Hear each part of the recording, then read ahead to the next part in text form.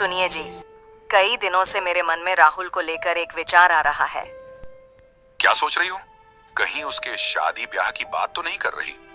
अरे नहीं, शादी तो अपने समय पर होगी, लेकिन उससे पहले उसे अपने पैरों पर खड़ा होना चाहिए। तो तुम्हारा क्या सुझाव है? मैं सोच रही थी कि क्यों ना उसे शहर भेज दें, ताकि वह वहां जाकर कुछ अच्छा काम धंधा सीखे और अपने भविष्य को संवार सके। बात तो सही कह रही हो। गांव में तो बस मेहनत मजदूरी ही हो सकती है। पढ़ाई लिखाई के बाद भी अगर यही करना है तो फिर पढ़ाई का क्या फायदा? लेकिन राहुल ने कभी शहर देखा ही नहीं है, हम उसे किसके भरोसे वहां भेजेंगे? शहर में मेरा एक पुराना दोस्त है, विजय। हम बहुत सालों से नहीं मिले, लेकिन मुझे उम्मीद है कि अगर मैं राहुल को उसका पता देकर भेजूं तो वह उसकी मदद करेगा। फिर भी मेरा मन नहीं मान रहा। मैं अपने बेटे को अपनी आंखों से दूर कैसे करूं? तुम अपनी ममता के कारण ऐसा कह रही हो, लेकिन तुम्हें भी यही चाहिए कि हमारा बेटा तरक्की करे। अगर राहुल कुछ बन गया तो हमारा बुढ़ापा भी सुख से कटेगा। पिताजी, मैं भी यही चाहता था कि पढ़ लिख कर शहर जाऊं और अच्छी नौकरी करके घर की कमाई में हाथ बटाऊं, लेकिन डर था कि आप मना न कर दें। अब जब आप ही चाह रहे हैं तो इससे अच्छी बात क्या हो सकती है?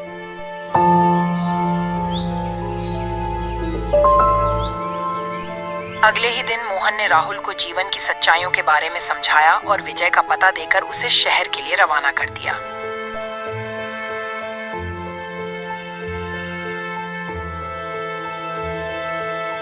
राहुल शहर पहुंचा और जब उसने विजय के घर का पता पूछा तो पता चला कि विजय तो कई साल पहले ही गुजर चुका है और उसका परिवार भी अब यहाँ नहीं रहता। यह जानकर राहुल निराश हो गया, लेकिन फिर खुद को संभालते हुए बोला, निराश होने से कुछ नहीं होगा। अब जब शहर आ ही गया हूं तो कुछ करके ही लौटूंगा। माता पिता ने मुझसे बड़ी उम्मीदें लगा रखी हैं। राहुल ने एक धर्मशाला में शरण ली और अगले दिन नौकरी की तलाश में निकल पड़ा। लेकिन हर जगह यही जवाब मिला, कोई जान पहचान हो तो बात बन सकती है। एक दिन राहुल थक हार कर एक पेड़ के नीचे बैठा था। तभी उसने देखा कि कुछ सरकारी कर्मचारी एक पेड़ की छांव में बैठकर बातें कर रहे थे। कुछ भी कहे भाई, रमेश तू बड़ा नसीब वाला है। हम दोनों साथ साथ ही राज दरबार की सेवा में आए थे, मगर तू तरक्की करके राजा जी का खजांची बन गया और मैं रहा सिपाही का सिपाही। इसे कहते हैं तकदीर। तकदीर भी उन्हीं का साथ देती है राम सिंह, जो सूझबूझ और हिम्मत से काम लेते हैं। मैंने अपनी सूझबूझ से ऐसे काम किया है कि महाराज का विश्वास बात बन गया और उन्होंने मेरी ईमानदारी देखकर मुझे खजांची बना दिया। ना भाई, तू जरूर किसी साधु या फकीर से कोई मंत्र वंत्र पढ़वा कर लाया होगा, जो इतनी जल्दी इतनी तरक्की कर ली। वरना मैं क्यों ना किसी ऊंचे पद पर पहुंच गया। भैया तू मुझे भी अपनी कामयाबी का राज बता। तेरे जैसे लोग इसी चक्कर में रहते हैं कि पक्की पकाई मिल जाए और खा ले। अरे भाई, मेरे हिम्मत, हौसला, ईमानदारी, साहस और सूझबूझ अगर इंसान में हो तो वो पहाड़ को खोद कर नदी बहा दे। देख तू, वो मरा हुआ चूहा देख रहा है। हाँ देख रहा हूँ भाई रामेश। ना आने जाने वाले लोग भी उसे देख रहे हैं और जरा से थुक कर दूसरी ओर मुंह फेर के निकल जा रहे हैं। मैं तुझे तेरी कामयाबी का रहस्य पूछ रहा था और तू मुझे मरा हुआ चूहा दिखा रहा है। ये क्या बात हुई? राम सिंह, मैं तुझे कामयाबी की बात ही बता रहा हूँ। सुन, लोग उस मरे हुए चूहे पर थूक कर जा रहे हैं, मगर कोई सूझबूझ वाला इंसान इस मरे हुए चूहे से भी 4 पैसे कमा लेगा भैया। मेरे अक्ल का इस्तेमाल करने से ही इंसान कामयाबी हासिल करता है। जंतर मंतर से कुछ नहीं होता। समझ गया भाई, तो मुझे अपनी कामयाबी का राज बताना ही नहीं चाहता। क्या कभी तो मेरे भी दिन बदलेंगे? यह सुनकर दोनों कर्मचारी हंसते हुए चले गए, लेकिन राहुल सोच में पड़ गया। क्या वाकई में इस मारे हुए चूहे से भी 4 पैसे कमाए जा सकते हैं? तभी पास से एक घोड़ा गाड़ी गुजरी, जिसमें एक सेठ अपनी बिल्ली को गोद में लिए बैठा था। अचानक बिल्ली उसकी गोद से कूदकर झाड़ियों में घुस गई। अरे मेरी बिल्ली, कोई उसे पकड़ने में मेरी मदद करे। राहुल ने तुरंत अपनी बुद्धि लगाई। उसने पास में पड़े मरे हुए चूहे को एक रस्सी में बांधा और झाड़ियों के पास ले जाकर उसे हिलाने लगा। जैसे ही बिल्ली ने चूहे को देखा, वह तुरंत बाहर आई। राहुल ने झटपट उसे पकड़ लिया और सेठ को सौंप दिया। वाह, तुम तो बहुत समझदार निकले। ये लो, चांदी का एक सिक्का। तुम्हारी समझदारी और मौके का सही इस्तेमाल करने का काबिलियत शानदार है।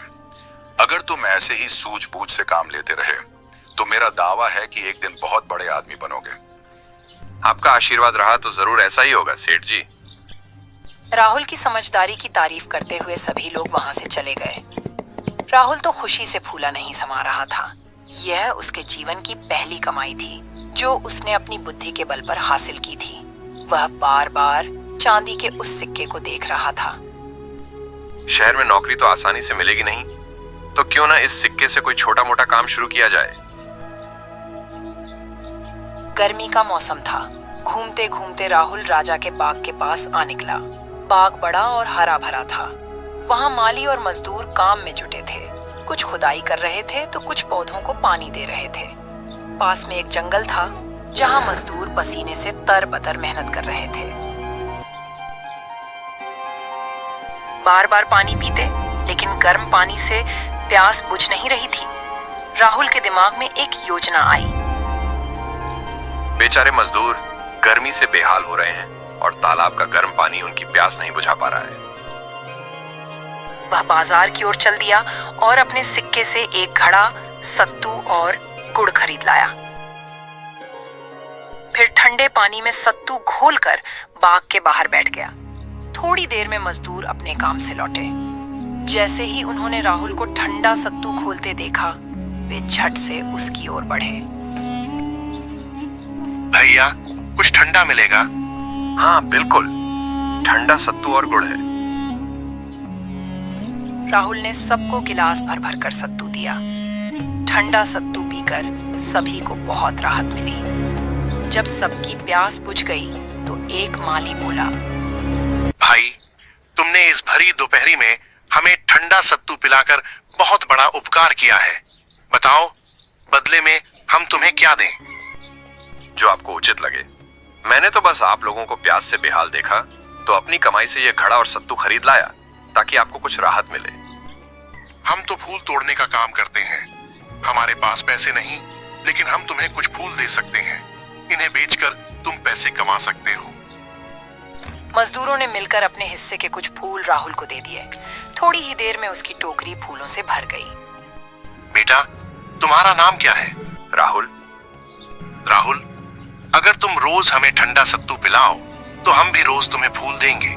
इससे हमारी प्यास भी बुझ जाएगी और तुम्हारी कमाई भी होगी। राहुल को यह योजना पसंद आई। वह फूलों की टोकरी लेकर शहर के सबसे पुराने मंदिर की ओर चल दिया, जहां श्रद्धालु फूल खरीदते थे। वहां पहले से फूल बेचने वाले मौजूद थे, लेकिन उनके फूल मुरझाए हुए थे, जबकि अर्जुन के फूल ताजे और खिले हुए थे। इसलिए उसके सारे फूल जल्दी बिक गए। अब उसके पास चांदी के सिक्कों की जगह कई सिक्के थे। वह खुशी खुशी अपने ठिकाने पर लौट आया। राहुल, आज बहुत खुश नजर आ रहे हो। लगता है कोई अच्छी नौकरी मिल गई। नौकरी तो नहीं मिली, लेकिन एक छोटे से मौके ने मुझे कमाई का तरीका जरूर सिखा दिया। फिर उसने सुबह से लेकर अब तक की पूरी बात सराय के मालिक को बता दी। उसकी बुद्धिमानी पर सराय का बूढ़ा मालिक दंग रह गया। अगले दिन राहुल फिर से घड़े में सत्तू घोलकर बाग की ओर चला गया। मजदूरों ने फिर से ठंडे सत्तू से अपनी प्यास बुझाई और बदले में राहुल को फूल दिए।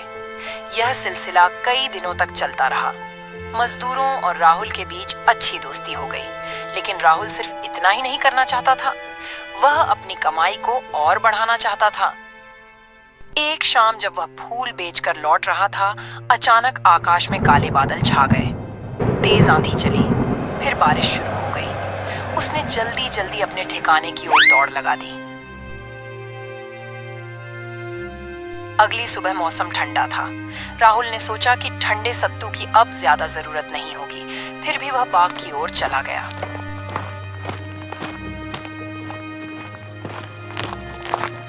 रास्ते में उसने देखा कि तेज आंधी से कई बड़े बड़े पेड़ उखड़ गए थे। उसने सोचा, जहां नुकसान होता है वहां फायदा भी छिपा होता है। उसका दिमाग तेजी से दौड़ने लगा। तभी राहुल के दिमाग में एक विचार आया। लेकिन इससे क्या फायदा उठाया जा सकता है? अगर मरे हुए चूहे से कमाई हो सकती है तो इन गिरे हुए पेड़ों से भी कुछ फायदा जरूर होगा। कुछ ही पलों में वह बगीचे के माली रामदास काका के पास पहुंचा। काका, आप कहते थे ना कि कभी जरूरत पड़ी तो आप मेरी मदद करेंगे। हाँ बेटा, क्यों नहीं। देखो काका, आज ठंडा मौसम होने की वजह से मैं सत्तू तो लाया नहीं, लेकिन जब मैं आपसे मिलने आ रहा था तो रास्ते में जंगल में बहुत से गिरे हुए पेड़ देखे। तो मैंने सोचा क्यों ना इन्हें काट कर लकड़ी बना लूं और बाजार में बेच दूं, जिससे कुछ कमाई हो जाएगी। वाह बेटा, ये तो बहुत अच्छा विचार है। बताओ, इसमें हम तुम्हारी क्या मदद कर सकते हैं।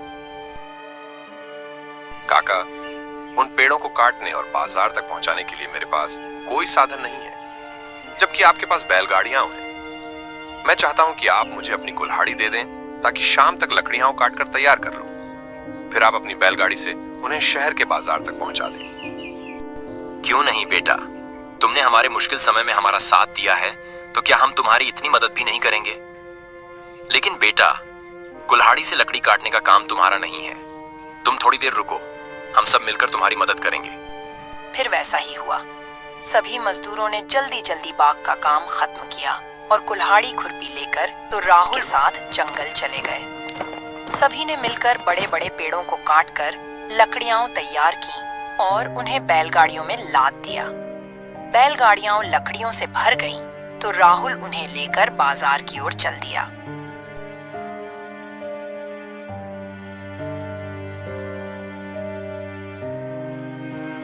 वहां लकड़ी के व्यापारी आते जाते रहते थे।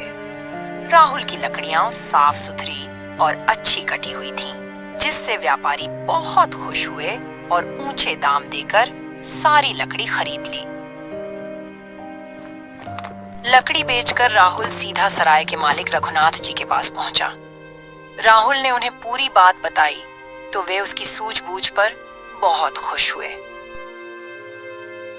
वाह बेटे, तुमने इस शहर में आकर कमाल कर दिया। सच में इस देश को तुम जैसे चतुर और होशियार नौजवानों की जरूरत है। तुम जैसे लोग ही अपने माता पिता और देश का नाम रोशन करते हैं। राहुल मुस्कुराया और बोला, काका, ये सब उस मृत चूहे की करामात है। बेटा, मेरी बस एक ही इच्छा है कि तुम दिन दूनी रात चौगुनी तरक्की करो। लेकिन एक बात याद रखना, कभी घमंड मत करना और किसी गरीब को मत सताना। हाँ काका, मैं आपकी सीख हमेशा याद रखूंगा।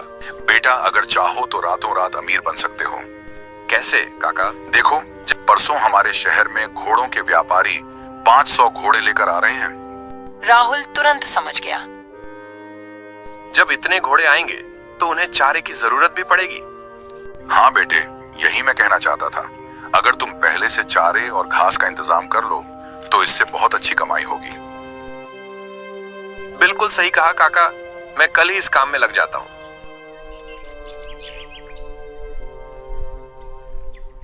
अगले दिन राहुल सीधे हलवाई रामलाल की दुकान पर पहुंचा।